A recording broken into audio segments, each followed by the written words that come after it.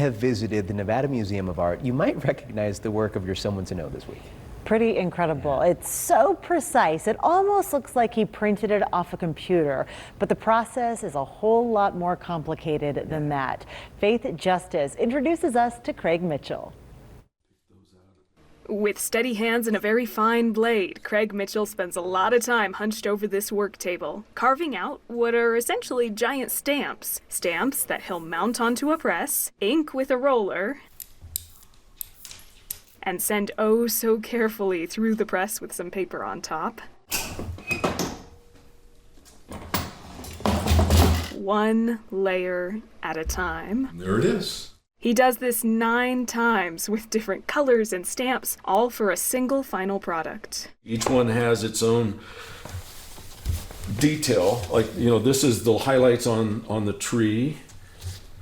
And these are some of the dark greens. As long as he lines it up perfectly, it's a vivid picture of a landscape somewhere in northern Nevada or Lake Tahoe. This is called block printing. And if it wasn't impressive enough that he does it all by hand, he also taught himself how to do it. It wasn't something that I struggled with in the beginning. I, for some reason, feel like I was made to do this.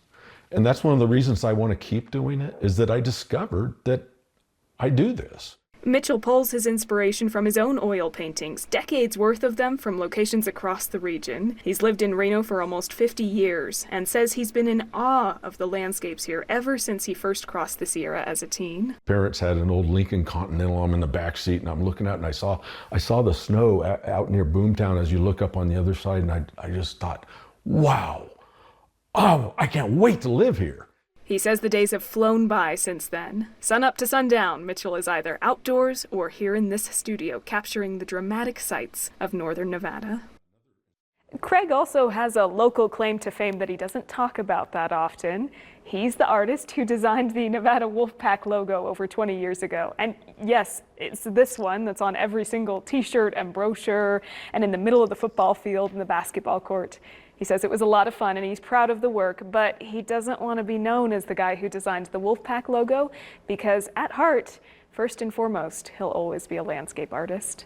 Covering Someone to Know, Faith Justis, 2 News Nevada.